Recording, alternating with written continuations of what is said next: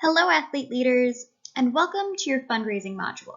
Today, we're going to be talking about what you need to do to be a successful fundraiser. It might be helpful to have a pen and paper handy to take notes throughout this presentation. You can always pause and write down your thoughts so that you can remember them for later.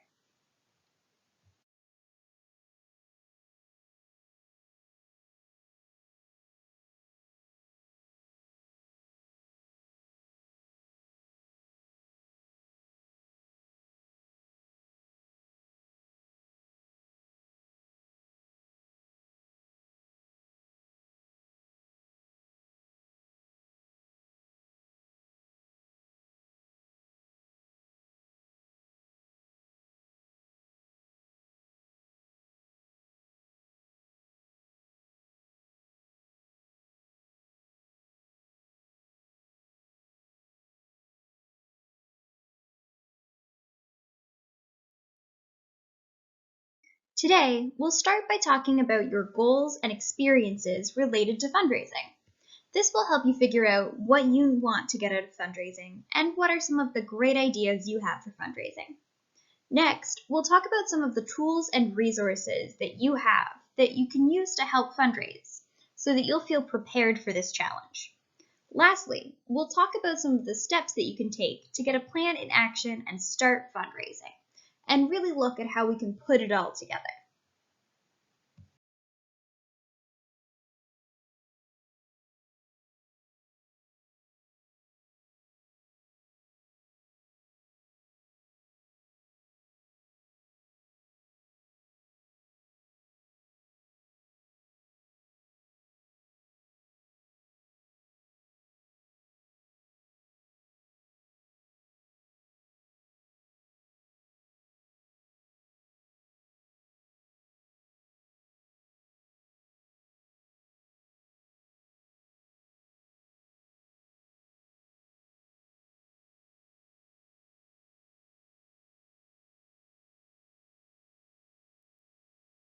First, we're looking at what you want to get out of fundraising and what experiences you have so far.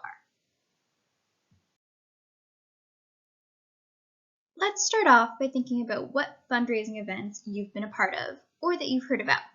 They can be for Special Olympics or other organizations. What did you like about those fundraisers? Were they good at raising money? And then, what kinds of events were they? Were they a one-day event or did they last longer? Were they remote or were they in person? What made these fundraisers successful? It's good to think about all of these factors if you're setting up your own fundraiser.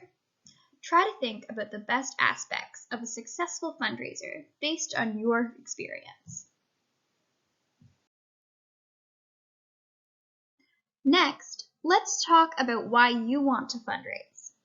Thinking about why you want to get involved will make sure that you'll stay motivated to finish what you've started. It's great to have goals when going into any project. Here are just a few reasons why you might want to fundraise. Because your community needs the funding, because you want to give back to Special Olympics, because you want to get more involved in your community, or because you want to practice new skills and try new challenges, or because you want to spread more awareness for Special Olympics. Try to think of what are some of your reasons.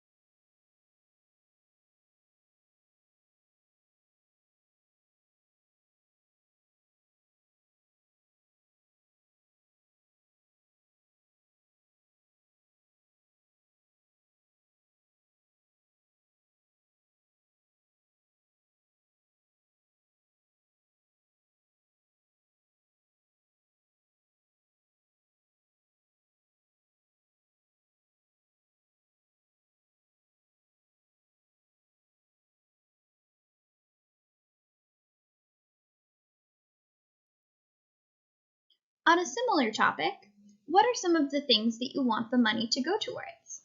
Try to think of some personal things that you care about. Some examples include new sports, new uniforms, more meets, or more healthcare for athletes.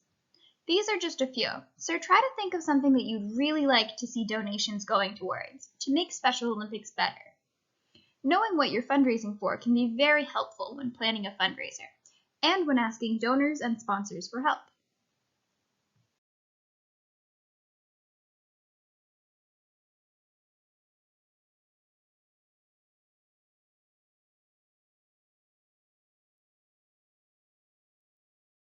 You might not realize it, but you already have some tools that can help you fundraise. Let's look at what some of these tools might be. First, let's talk overall about some of the skills or resources that you might have. Maybe you have lots of experience working with other people. Maybe you have social media skills. Maybe you have connections to businesses that might be able to help out, or connections in the Special Olympics community that can give you guidance. And you'll definitely have a personal connection to Special Olympics. Is there anything else that you can think of that might be helpful? The best tool that you have is the people who can help you. Putting on a fundraiser is a lot of work, so you'll need lots of people to help you put it together. Think about some of the people that can help you. Your mentors from the athlete leadership programs, your friends and family, local Special Olympics governance teams, and also, if you know any businesses or potential sponsors, they can be a big help with donations or providing rooms or prizes. Think about who you know that could give you a hand. Fundraisers work best when they're personal. People want to know that their money is going to a good cause.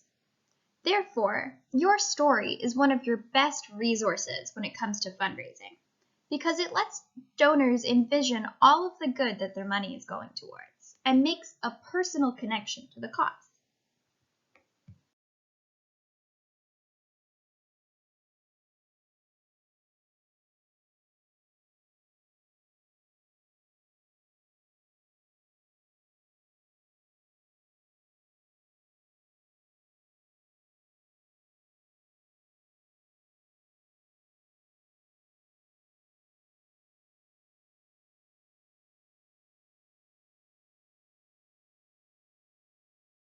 For this activity, get a pen and a piece of paper and write down the answers to these questions.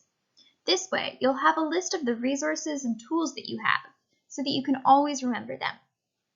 The questions are, what are 3 skills I have that can help me? Who can I ask for help with this? And what is part of my personal story that I can share with donors? For our last section, we're going to talk about some of the first steps you should be taking before you start your fundraiser. Before you organize your own fundraiser, it's a great idea to participate in a lot of other fundraisers to get some good experiences. There are lots of great ways to get involved with fundraising before starting your own, such as by starting a team, by promoting a fundraiser on social media, or by volunteering at a fundraiser near you.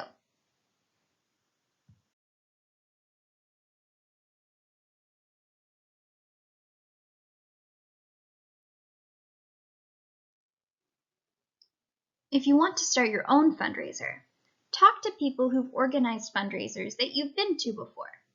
They'll be a great resource for advice for what to do and for what not to do.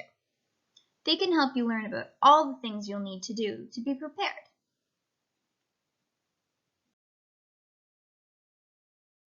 Another good step is to talk to your local Special Olympics chapter, or local athlete input council, or other governing body. They'll know what you need to get started, and they'll be able to help you connect with other resources and athletes. They can also help you with details like where to hold the event. For this activity, make a checklist. Before you start your fundraiser, make sure that you've checked off all of these steps. Write down these steps and you can cross them off as you go. The first step is participate in fundraisers. Next, it's get advice from people who've run fundraisers before.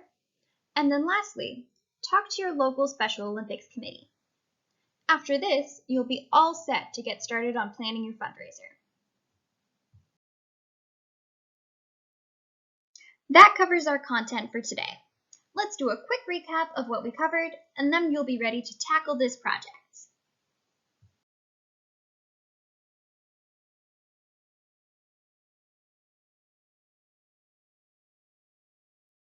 The first thing we covered today was some of the experiences that you have with fundraisers, and some of the goals that you have that will keep you motivated. Next, we made a list of some of the best tools that you can use to help you fundraise. And then lastly, we went over some of the great first steps that you can take before you jump into planning your fundraiser. Great job, athlete leaders! I hope this presentation made you feel more prepared to get started. Thank you for fundraising!